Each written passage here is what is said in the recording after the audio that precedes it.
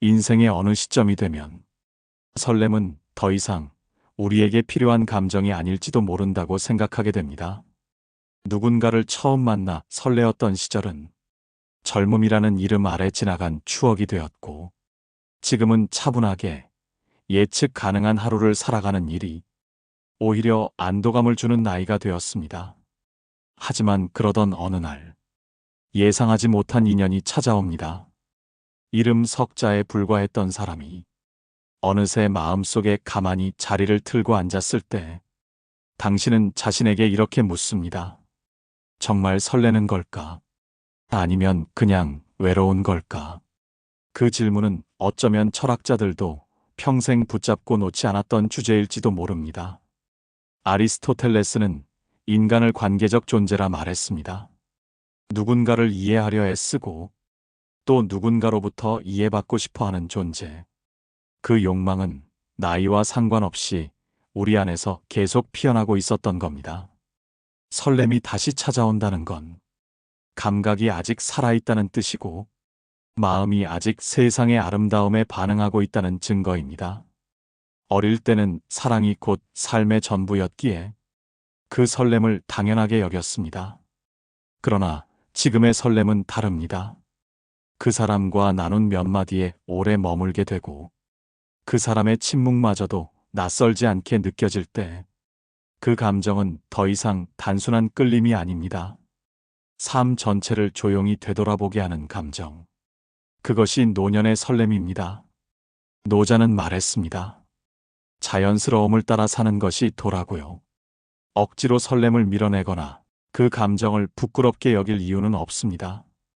다만 그 감정에 사로잡히지 말고 그 설렘이 당신 안에서 어떤 마음을 건드리고 있는지를 천천히 들여다보는 일. 그것이 철학자가 권하는 태도입니다. 당신의 마음이 떨릴 때 그것은 약함이 아니라 여전히 당신이 인간이라는 뜻입니다.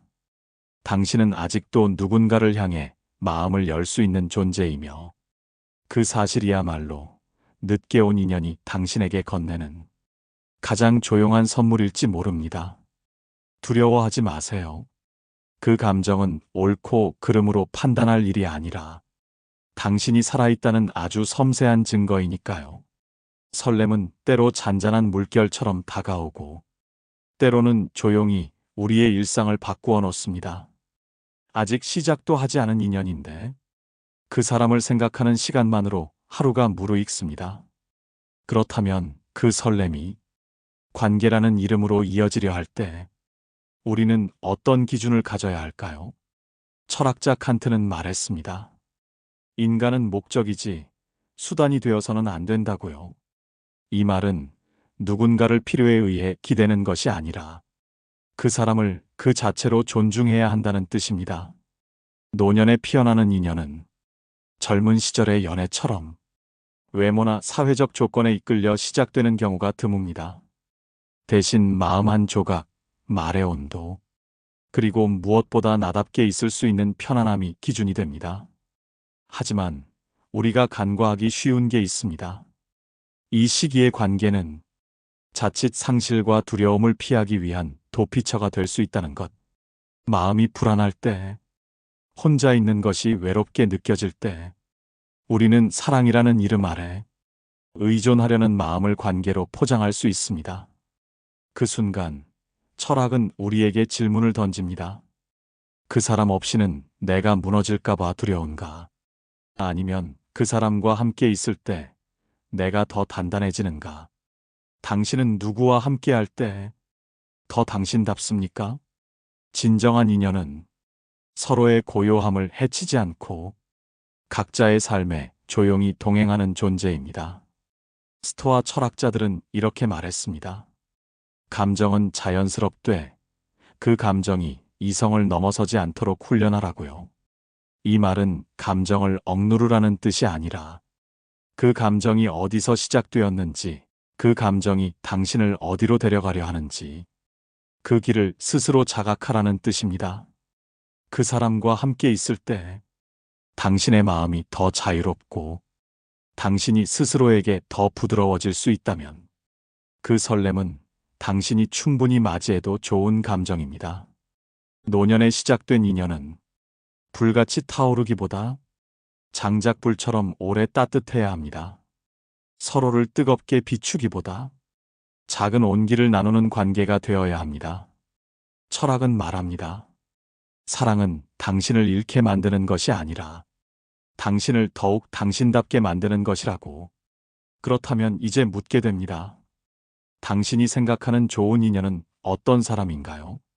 당신은 어떤 사람과 어떤 대화를 나누며 어떤 저녁을 함께 보내고 싶은가요? 그 질문의 답을 찾아가는 여정이 바로 인연이란 이름의 철학입니다. 새로운 인연 앞에서 우리는 어느새 기대하게 됩니다. 아침에 연락이 오길 바라고 말 한마디에 담긴 따뜻함을 기다리게 됩니다. 기대는 자연스러운 마음입니다. 하지만 기대가 자주 실망으로 바뀔 때 우리의 마음은 지칩니다. 그럴 때 철학은 어떻게 이 감정을 바라볼까요? 에픽테토스는 말했습니다. 당신이 통제할 수 없는 것에 기대를 거는 순간 당신은 마음의 평화를 잃게 된다고요. 기대란 결국 상대가 내 마음을 알아주기를 바라는 일입니다. 그 사람도 나처럼 반응하길 바라는 마음이죠. 하지만 그 바람이 크면 클수록 그 사람이 나답게 행동하지 않을 때 우리는 쉽게 실망하고 서운함에 빠집니다. 노년의 관계에서 실망은 그 자체로 상처가 되기보다는 이 관계의 무게를 가늠하게 해주는 거울이 됩니다. 상대가 내 마음을 몰라줘서 아픈 것이 아니라 내가 스스로에게 너무 많은 허락을 주지 못하고 있어서 더 쉽게 마음이 흔들리는 건 아닐까요? 니체는 말했습니다. 사랑이란 서로 마주보는 것이 아니라 같은 방향을 함께 바라보는 것이라고요. 그 말은 상대가 내 감정을 항상 알아차리거나 내 기준에 맞춰주지 않아도 함께 있는 삶의 방향이 같다면 우리는 그 실망조차도 이해할 수 있다는 뜻입니다. 우리가 진정 바라는 것은 항상 뭔가를 해주는 사람이 아니라 내가 어떤 마음을 품어도 그 옆에 조용히 있어주는 사람 아닐까요? 실망이라는 감정은 어쩌면 상대가 아니라 내가 내 안의 결핍을 들여다보라는 신호입니다. 그 감정을 억누르거나 무시하지 마시고 그 안에서 내가 정말 원하는 관계의 모습은 무엇인지 천천히 물어보세요. 그 답이 또렷해질수록 실망은 덜해지고 기대는 더 건강해질 겁니다. 당신은 누군가에게 기대의 대상이 아닌 함께 걸어가는 동반자일 수 있습니다. 그리고 그런 관계는 실망보다 이해가 더 많습니다. 관계가 깊어지면 자연스럽게 다름이 드러나기 시작합니다. 처음에는 말투가 따뜻하고 취향이 비슷해 웃음이 많았던 사이였지만 시간이 흐를수록 생각의 간극, 삶의 습관, 표현의 방식이 서서히 어긋나기 시작합니다. 어느 날은 조금 서운한 말에 마음이 쿡 찔리고 어느 날은 그저 조용히 지나친 침묵이 괜히 섭섭하게 느껴지기도 합니다. 이 다름은 관계가 실패하고 있다는 징조일까요? 아니면 관계가 이제야 진짜로 들어섰다는 신호일까요? 노자는 말했습니다. 물은 낮은 곳으로 흐르고 다투지 않지만 마침내 모든 것을 이룬다고요. 서로 다른 두 사람의 만남은 결코 완벽한 조화를 전제로 하지 않습니다. 오히려 그 다름 속에서 조금씩 마음의 모양을 바꾸고 서로의 고요함을 존중하는 것이 오래가는 인연의 본 모습입니다. 침묵 또한 마찬가지입니다. 젊은 날에는 침묵이 마음이 식은 신호처럼 느껴졌을지 모르지만 나이 들어 만나는 인연에서는 말 없는 순간이 꼭 공백은 아닙니다. 때로는 함께 커피를 마시며 창밖을 바라보는 그 조용한 시간이 가장 많은 마음을 나누는 순간일 수도 있습니다. 스토아 철학자들은 말합니다. 외부의 일보다 내 마음을 다스리는 것이 더 중요하다고요. 그 말은 상대가 침묵하는 이유를 억측하거나 다름의 불안을 느끼기보다 그 감정을 있는 그대로 바라보라는 뜻입니다. 그 사람이 지금 아무 말이 없어도 그저 옆에 머물러 있다는 사실 자체가 서로에 대한 가장 깊은 표현일 수 있습니다. 당신은 말없이 걷는 시간도 편안한 사람과 조용히 늦은 밤을 함께 견딜 수 있는 사람을 진정한 인연으로 기억하게 될 것입니다. 관계는 항상 말로 풀 수 없고 항상 같을 수 없습니다. 하지만 그 다름과 침묵을 어색함이 아닌 여유로 받아들일 수 있을 때 인연은 점점 더 깊어집니다. 철학은 우리에게 묻습니다. 당신은 그 사람과의 다름을 껴안을 준비가 되었는가? 침묵을 함께 걸어갈 마음이 있는가? 사랑은 때때로 따뜻한 빛이지만 그 그림자 아래엔 조용히 숨어있는 감정들이 있습니다. 그중 하나는 의무감이고 또 하나는 죄책감입니다. 노년에 만난 인연 앞에서 우리는 자주 자신에게 묻습니다. 이 나이에 내가 사랑을 이야기해도 될까? 혹시 상대에게 짐이 되진 않을까?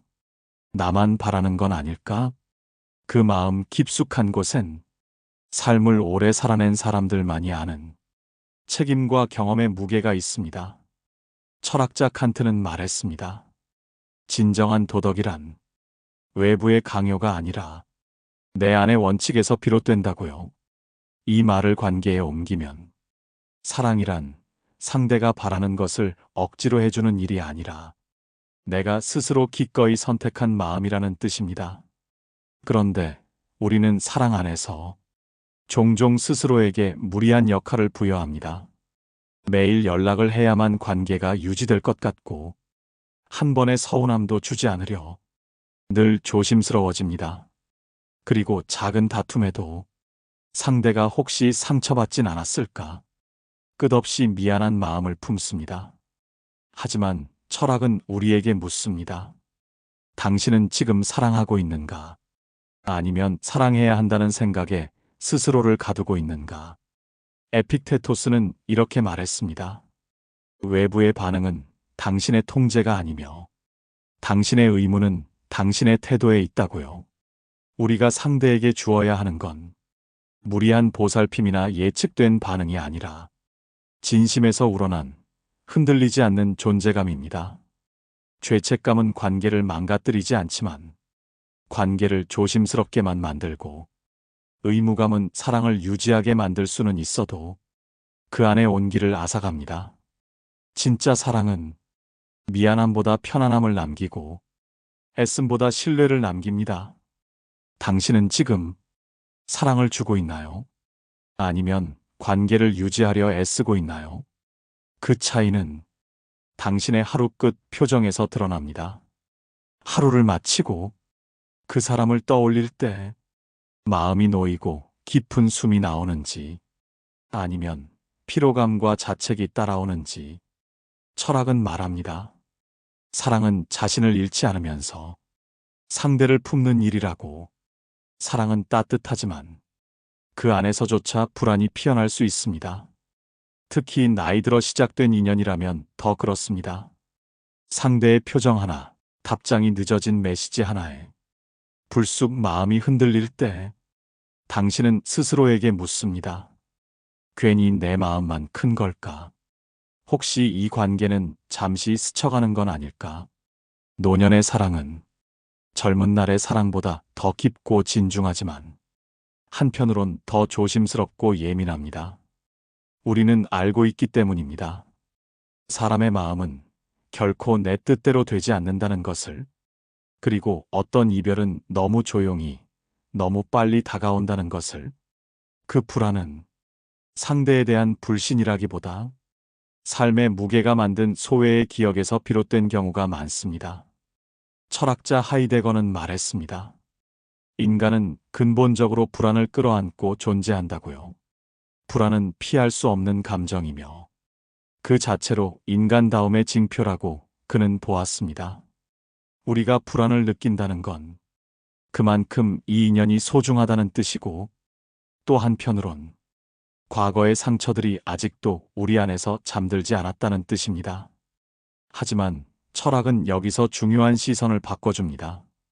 그 불안을 없애려 애쓰기보다 그 불안이 무엇을 말하고 있는지를 조용히 들여다보라고요. 혹시 그 불안은 상대가 나를 떠날까 두려워서가 아니라 내가 혼자 남겨질 때 내 존재의 의미가 희미해질까봐 무서운 건 아닌지. 사르트르는 인간이 타인의 시선 속에서 자신을 확인하려 한다고 말했습니다. 그 말은 우리가 사랑을 통해 자신의 존재를 다시 확인받고자 한다는 의미입니다. 하지만 진짜 관계란 타인의 시선에 기대지 않고도 내가 내 자신으로서 평온할 수 있는 상태에서만 건강하게 유지될 수 있습니다. 당신은 여전히 누군가와 연결되어 있지만 그 연결의 중심은 항상 당신 자신이어야 합니다. 불안이 당신을 휘감을 때 그 불안을 없애려 상대에게 매달리기보다 스스로에게 이렇게 말해보세요. 나는 지금 이 감정을 느끼고 있어. 하지만 이 감정은 나를 설명하는 전부가 아니야. 철학은 우리에게 말합니다. 사랑이란 감정 안에서도 자기 자신으로 있는 연습을 멈추지 말라고. 어느 순간 우리는 이 인연이 과연 어디로 가고 있는지를 생각하게 됩니다. 젊은 시절처럼 결혼이나 미래의 설계를 염두에 두지 않아도 삶의 마지막 구간을 함께 걷고 있는 지금, 이 관계는 무엇을 향해 흐르고 있는 걸까? 조용히 묻게 됩니다. 지금은 좋지만 오래 갈 수 있을까? 상대가 먼저 떠나면 나는 어떻게 남게 될까? 그 질문 안엔 두려움도 있고 삶의 무상함을 아는 사람만의 겸허함도 있습니다. 노년의 사랑은 미래를 보장해주진 않지만 현재를 깊게 만들어줍니다. 삶이 유한하다는 것을 뼈저리게 아는 나이에 우리는 눈앞의 시간을 더 귀하게 여기게 됩니다. 그렇기에 이 관계가 영원하리란 기대 대신 오늘 하루 이 사람이 곁에 있다는 사실이 더 소중하게 느껴집니다.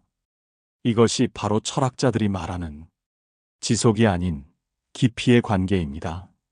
니체는 영원회귀를 말하며 지금 이 순간이 다시 돌아와도 좋을 만큼 충만하게 살아가야 한다고 했습니다. 그 말은 관계의 방향을 걱정하기보다 지금 이 순간 이 사람과 함께하는 감정이 충실한가를 먼저 묻는 일입니다. 그렇기에 우리는 관계의 끝을 예측하려 하기보다 지금 나눌 수 있는 말을 더 자주 건네야 하고 아직 주지 못한 마음을 미루지 않아야 합니다. 또한 그 사람이 먼저 떠날 수 있다는 사실 앞에서 미리 두려워하지 말고 지금 함께 있을 수 있는 시간에 더 깊이 스며들어야 합니다. 노자는 말했습니다. 가장 부드러운 것이 가장 단단한 것을 이긴다고요. 이 말은 관계가 반드시 확고한 틀 안에 있어야만 지속되는 것은 아니라는 뜻입니다. 가끔은 아무 이름도 없는 사이로 서로의 하루를 지켜보는 존재가 되고 가끔은 말없이 곁에 있는 것으로 모든 표현을 대신하는 사이가 됩니다. 끝을 정해두지 않아도 관계는 흐르고 그 흐름 속에서 당신은 자신의 삶을 더 많이 돌아보게 됩니다. 사랑은 결코 소유가 아니며 같이 늙어간다는 건 같이 무르익는 것이라는 걸 노년의 인연은 조용히 일러줍니다. 누군가를 좋아한다는 건 언제나 기쁨과 함께 상처의 가능성을 끌어안는 일입니다. 노년에 찾아온 인연일지라도 그 감정은 다르지 않습니다. 오히려 더 조심스럽고 더 많은 마음의 단어들을 품고 있어서 상처는 더 깊게 남을 수도 있습니다. 상대의 무심한 한마디, 예상과 다른 반응, 점점 느껴지는 거리감에 당신은 혼잣말처럼 말합니다. 괜히 마음을 줬나 봐. 이 나이에 왜 또 이런 감정을 겪어야 하지? 하지만 철학은 그 감정조차도 인간답게 살아있다는 증거라고 말합니다. 에픽테토스는 말했습니다. 당신을 아프게 하는 건 사건 그 자체가 아니라 그 사건을 바라보는 당신의 판단이라고요. 그 말은 상대의 행동보다 그 행동을 해석하는 당신의 마음이 더 많은 상처를 만들어낸다는 뜻입니다.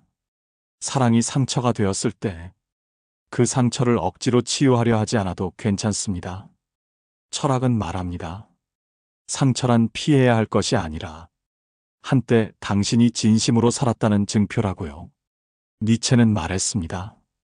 당신을 무너뜨리지 못한 고통은 당신을 더 깊게 만든다고.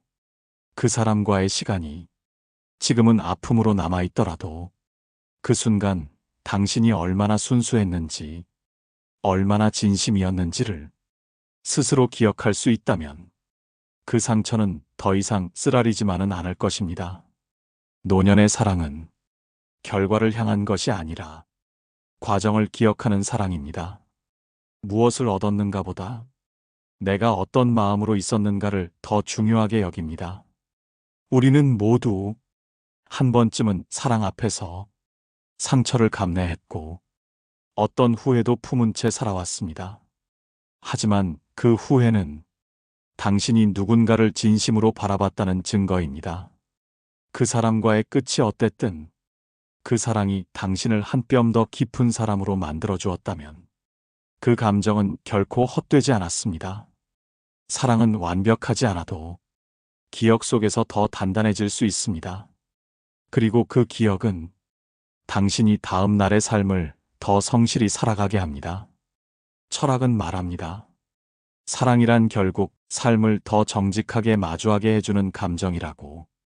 인연은 언젠가 스쳐가고 설렘은 결국 지나가지만 그 감정을 겪은 당신은 더 이상 예전의 당신이 아닙니다.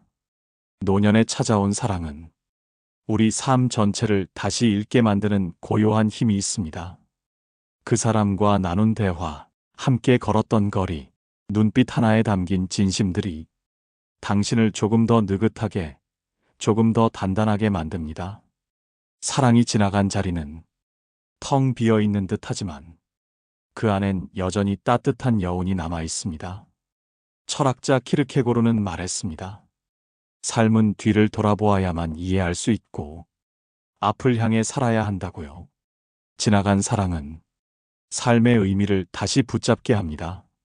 사랑을 경험한 당신은 사람을 대하는 태도가 조금 더 부드러워졌고 세상의 속도에 덜 휘둘리게 되었으며 무엇보다 스스로에게 조금 더 정직해졌습니다. 그건 단지 연애가 아니라 존재를 마주한 시간이었습니다. 스토아 철학자들은 감정을 훈련하라 했지만 그 훈련은 무감각해지라는 말이 아닙니다. 오히려 감정을 더 깊이 들여다보고 그 감정이 나를 어디로 이끄는지를 깊게 묻는 시간이었습니다. 사랑은 그렇게 당신을 조금 더 사유하는 사람으로 만들었습니다. 누군가를 알아가고 그 사람의 고요를 함께 견디고 스스로의 그림자도 마주했던 시간이었기에 당신은 이제 누군가에게 더 깊은 위로가 될 수 있는 존재가 되었습니다. 노년의 사랑은 젊음의 사랑보다 더 고요하지만 그만큼 더 짙습니다. 마치 해가 지기 직전의 노을처럼 한순간에 모든 빛과 그림자를 품고 있는 시간. 사랑이 떠난 자리에 후회가 남을 수도 있고 그 사람이 아닌 나 자신에 대한 아쉬움이 더 클 수도 있습니다. 하지만 그 모든 감정은 결국 당신이 진심으로 살았다는 증거입니다. 철학은 묻습니다. 당신은 이 사랑을 통해 더 자유로워졌는가? 더 온전한 나로 서게 되었는가? 삶의 마지막 구간에서 이 질문에 고개를 끄덕일 수 있다면 당신의 사랑은 그 자체로 충분히 의미 있었습니다. 누군가를 사랑한다는 것은 그 사람을 통해 나 자신을 더 깊이 들여다보는 일입니다. 노년에 찾아온 사랑은 불꽃처럼 타오르기보다 작은 촛불처럼 오래도록 당신 곁을 밝혔습니다. 이 인연이 당신에게 가져다 준 것은 젊은 날의 열정이 아니라 조용한 감흥과 사유였습니다. 그리고 그것은 철학이 하는 일과도 닮아 있습니다. 철학은 삶을 더 깊이 살아보라는 초대장이며 사랑은 그 초대장을 수락하게 만드는 감정입니다. 스토아 철학자들은 고통을 피하지 않았습니다. 오히려 그것을 관찰하고 거기서 어떤 진실이 나오는지를 기다렸습니다. 노자의 도는 억지로 붙잡는 것이 아니라 자연스럽게 흘러가도록 놓아두는 데에 있습니다. 사랑도 마찬가지입니다. 붙잡지 않아도, 강요하지 않아도 그 감정이 당신 안에서 조용히 무르익었다면 그것만으로 충분합니다. 우리는 흔히 사랑을 성공이냐 실패냐로 나누지만 철학은 이렇게 말합니다. 그 감정을 얼마나 정직하게 살았는가, 그 순간 얼마나 깊이 당신 자신과 연결되었는가. 사랑이 삶을 바꾸는 것이 아니라 사랑을 통해 당신이 스스로를 다시 발견했을 때 비로소 삶이 다시 시작됩니다. 그 인연이 지금 옆에 있든 이미 지나갔든 당신은 그 시간을 통해 더 조용하고 더 성숙한 존재가 되었습니다. 철학은 결국 그 감정을 겪은 당신의 삶 전체를 더 온전히 껴안게 해줍니다. 이제 묻습니다. 사랑이라는 이름으로 당신이 겪은 모든 기쁨과 아픔은 지금의 당신을 어떻게 만들었나요? 그 질문 앞에서 당신은 잠시 눈을 감고 고요히 미소 지을 수 있다면 그 사랑은 철학이 되었습니다. 이 영상이 마음에 닿았다면 좋아요와 구독은 다음 영상을 준비하는데 큰 힘이 됩니다. 오늘 하루 자신에게 가장 따뜻한 사람이 되어주시길 바랍니다. 감사합니다. 인생지혜였습니다.